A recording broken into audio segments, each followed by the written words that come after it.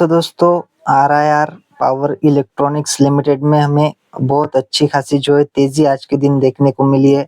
और आज के दिन क्या दोस्तों, तो पिछले भी कई दिनों से यानी कि 5 दिन से हमें 12% तक के रिटर्न कंपनी देती हुई नजर आ रही है।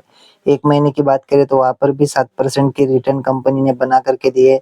6 महीने की बात करें तो कंपनी 25% डाउन दिखा रही है, क्योंकि कंपनी ने बोनस स्प्लिट का अनाउंसमेंट किया है, तो वो एडजस्टमेंट हमें होता हुआ देखने को नहीं मिल रहा है गूगल के ऊपर। इस वजह से जो है कंपनी हमें इतनी बहुत डाउन देखने को मिल रही है। हालांकि 5 दिन की बात करें, 1 दिन की बात करें तो आज के दिन तो सीधा हमें अपर सर्किट लगता हुआ देखने को मिला है।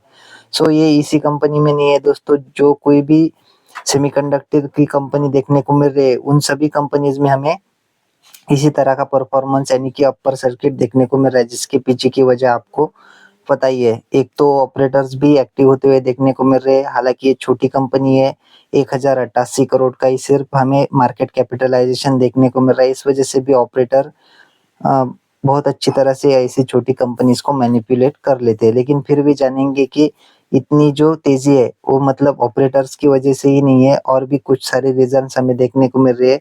उन रीजंस को हम थोड़ा बहुत कवर कर लेते हैं। सबसे पहला तो रीजन आपको पता है कि हमारे देश में सेमिकॉन इंडिया 2025 करके एक प्रोग्राम चलाया जा रहा है, जिसका कि उद्देश्य है building the next semiconductor power house, यानी कि हमारे देश को सेमीकंडक्टर का पावर हाउस बनाना है। ये इस मिशन का हमें उद्देश्य यानी कि एम देखने को मिल रहा है।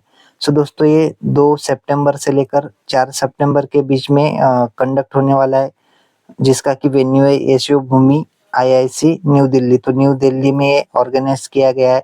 तो इस वजह से भी हमें सेमीकंडक्टर स्टॉक्स में तेजी देखने को मिल रही है, क्योंकि प्रधानमंत्री द्वारा 1.5 लाख करोड़ का जो है इंसेंटिव सेमीकंडक्टर वाले स्टॉक्स को या फिर इस सेक्टर को प्रोवाइड किया जाने वाला है, जिसमें से कुछ हिस्सा पहले ही प्रोवाइड किया जा चुका है।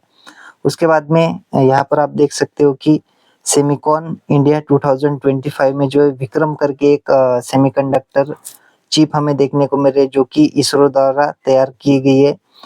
इसका भी उद्घाटन किया गया है। इस वजह से भी मतलब कुछ पॉजिटिव वाइब जो है सेमीकंडक्टर स्टॉक्स में क्रिएट होते हुए देखने को मिल रही है। और इन सभी रीजंस का ही फायदा उठाकर जो ऑपरेटर्स है वो भी एक्टिव होते हुए हमें देखने को मिल रहे हैं, और सेमीकंडक्टर सेक्टर में हमें ये तेजी देखने को मिल रही है।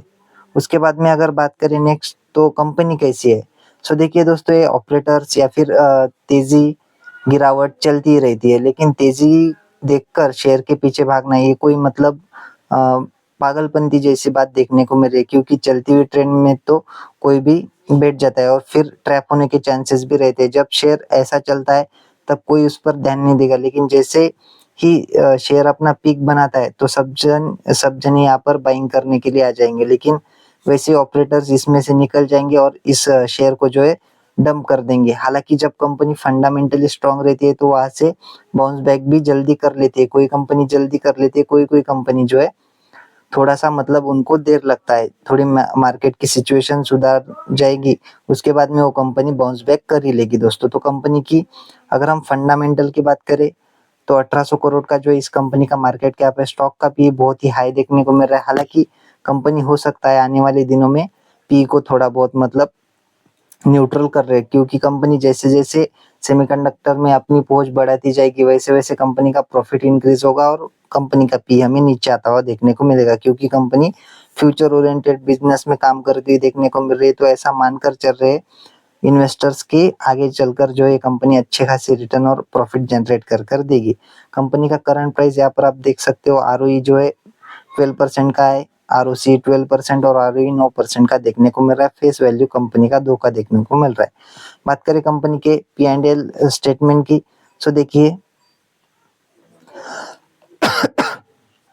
कंपनी का पहले जो सेल्स थे वो 28 करोड़ के थे, जो 18 में बढ़कर 31 करोड़, फिर 43 करोड़, 33, 30 करोड़, 42 करोड़, 57 करोड़, 66 करोड़ करते करते 86 करोड़ के जो है सेल्स कंपनी जनरेट कर लिए। यानी कि कंपनी के सेल्स हमें लगातार बढ़ते हुए देखने को मिल रहे हैं। ऑपरेटिंग प्रॉफिट भी कंपनी का हमें थोड़ा थोड़ा करके जो है अच्छा खासा बढ़ता हुआ देखने को मिल रहा है।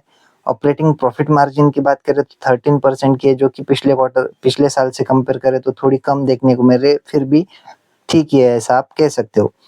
टैक्स के पहले के प्रॉफिट की बात करें तो वो भी हमें थोड़ा-थोड़ा कर बढ़ता हुआ देखने को मिल रहा है।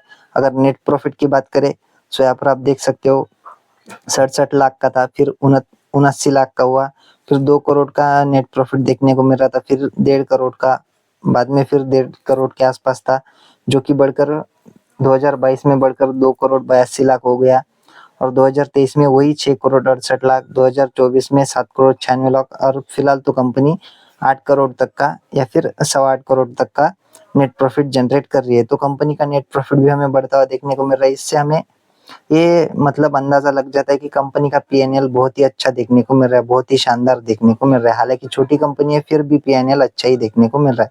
कंपनी कंसिस्टेंट प्रॉफिट जनरेट कर रही है, सेल्स जो है अच्छे खासे कर पा रही है। उसके बाद में बैलेंस शीट की बात करें तो देखिए कंपनी के पास में 2016 में सिर्फ 7 करोड़ के रिजर्व थे, जो कि 2025 में बढ़ते-बढ़ते हमें 109 करोड़ के होते हुए देखने को मिल रहे हैं। तो ये भी अच्छी बात है, जो कंपनी प्रॉफिट कमाती है वही अपने रिजर्व्स को जो है बढ़ा सकती है, और प्रॉफिट को ही रिजर्व में ट्रांसफर करती हुई नजर आती है। हालांकि कंपनी के ऊपर 14 करोड़ की बोरोइंग्स देखने को मिल जाती है। सो जो कंपनी फ्यूचर ओरिएंटेड बिजनेस में काम करती है वो थोड़ा बहुत कर्जा लेती है दोस्तों, तो इसको भी आपने मानकर चलना है। लेकिन ये इम्पोर्टेंट होता है कि कंपनी इसको चुका पाएगी या फिर नहीं। तो कंपनी की जो 14 करोड़ की कैपेसिटी है लोन रिपे करने की, वो तो हमें देखने को मिल ही जा रही है, क्योंकि कंपनी के पीएनएल हमें स्ट्रांग देखने को मिल रहे हैं। फिक्स्ड एसेट भी कंपनी के बढ़ते हुए देखने को मिल रहे हैं। उसके बाद में देखें कंपनी के शेयर होल्डिंग को, तो प्रोमोटर की शेयर होल्डिंग 61.50% की है। एफआईज भी अच्छी क्वांटिटी में देखने को मिल रहे हैं। हालांकि पिछले क्वार्टर से एफआईज ने अपनी जो होल्डिंग है वो थोड़ी हल्की की है। डीआईएस भी 0.02% निग्लिजिबल देखने को मिल रहे हैं, और पब्लिक की होल्डिंग भी 29% की देखने को मिल रही है, यानी कि थोड़ी बहुत डिसेंट जो है शेयर होल्डिंग हमें देखने को मिल रही है। तो चाहो तो इस कंपनी को अपनी तरफ से आप स्टडी कर सकते हो। हालांकि बाइंग सेलिंग की कोई रिकमेंडेशन मेरी तरफ से यहाँ पर इस वीडियो में नहीं दी जा रही है। आप अपने फाइनेंशियल एडवाइजर से बात करके जो है इस कंपनी में निवेश करने का सोच सकते हो। आशा करता हूँ वीडियो आपको अच्छी लगी होगी। अगर अच्छी लगी हो तो वीडियो को लाइक और चैनल को सब्सक्राइब भी कर देना। मिलते हैं नेक्स्ट वीडियो में, तब तक के लिए धन्यवाद। Bye bye.